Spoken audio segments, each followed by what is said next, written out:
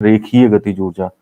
तो पहले हम डेफिनेशन लिखते हैं यहाँ पे, अगर मेरे पास कोई बॉडी है और वो रेस्ट में रखी है और हम इसके ऊपर क्या करते हैं, कुछ फोर्स अप्लाई करते हैं और उस फोर्स से अप्लाई करने पे इसमें एक्सेलरेशन जनरेट होता है।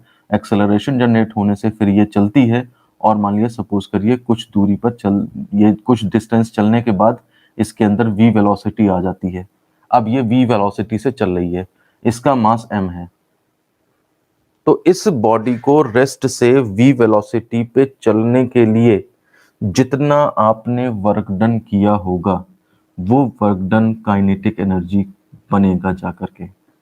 या फिर दूसरा एक तरीका है, अगर बॉडी जो है वो v वेलोसिटी से मान लिया चल रही है, आप रेस्ट से मोशन में लाना नहीं देखना चाहते, बॉडी मोशन में है, आप ये नहीं सोचना चाहते कि कैसे आई थी मोशन में, आप ऐसा कर लो, इसके ऊपर v वेलोसिटी की बॉडी जो चल रही है v वेलोसिटी से, उसके ऊपर ऑपोजिट फोर्स लगाओ और इसे फाइनली ले जाकर के रोक दो, यानी कि इसको अब रेस्ट में ला दो। तो इस रेस्ट में लाने के लिए अगेंस्ट में इसके वर्क डन जो करना पड़ेगा वो भी काइनेटिक एनर्जी ही कहलाएगा। ठीक है ना। किसी वस्तु को विराम अवस्था से गतिमान करने के लिए, वी वेग से गतिमान करने के लिए आवश्यक ऊर्जा की मात्रा उसकी काइनेटिक गतिज ऊर्जा कहलाती है। या किसी गतिमान वस्तु को विराम में लाने के लिए उस पर किया गया कार्य उसकी गतिज ऊर्जा के बराबर होता है। तो डेरिवेशन कैसे होगा, डेफिनेशन खत्म, डेरिवेशन पे आ गए। तो माना एक तो हम क्या कर लेंगे, द्रव्यमान के बारे में बात कर लेंगे, बॉडी का द्रव्यमान m है, फिर वो विराम में रखी हुई है, ये भी बात एक लिख देंगे लाइन में, और फिर उसके बाद वो उसके ऊपर फोर्स F लगाया, ठीक है ना, और उसके बाद उसके अंदर वेलोसिटी v डेवलप हो जाती है। तो अब यहाँ पे देखिए कि इसके अंदर u0 है, ठीक है ना। अच्छा, फोर्स कितना काम करेगा तो जरा हम देख लेते हैं, एक्सेलरेशन वगैरह क्या निकलेगा।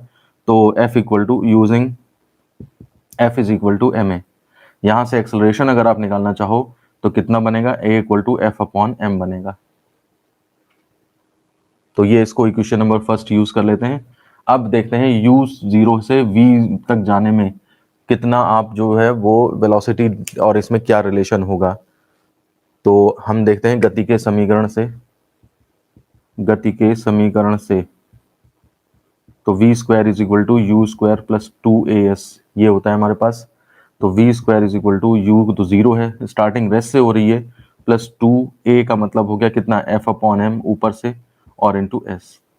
तो अब यहाँ पे क्या करोगे, यहाँ से आप देखिए f की वैल्यू निकाल लीजिए। तो f इज इक्वल टू कितना आ जाएगा, m मल्टीप्लाई में v स्क्वायर मल्टीप्लाई में और s अपॉन में और 1/2, f इक्वल टू आ गया half mv square upon 2s। ये इक्वेशन नंबर सेकंड हो गई। तो अब s डिस्प्लेसमेंट कराने में किया गया कार्य, अतः s विस्थापन कार्य, तो वर्क इज इक्वल टू क्या होगा, फोर्स इनटू डिस्प्लेसमेंट।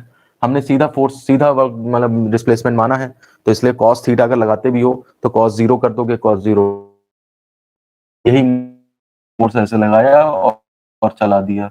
तो cos थीटा लगा के थीटा 0 करके 1 कर दो, ये भी कर सकते हो, नहीं तो डायरेक्ट कोई ध्यान नहीं देता यहाँ पे। और f इंटू s, तो f की वैल्यू डाल दो यहाँ से, सब्स्टिट्यूटिंग फ्रॉम फर्स्ट, तो ये हो जाएगा half mv square upon s into s। तो एस एस कैंसिल, देखिए आपके पास आ गया हाफ mv स्क्वायर।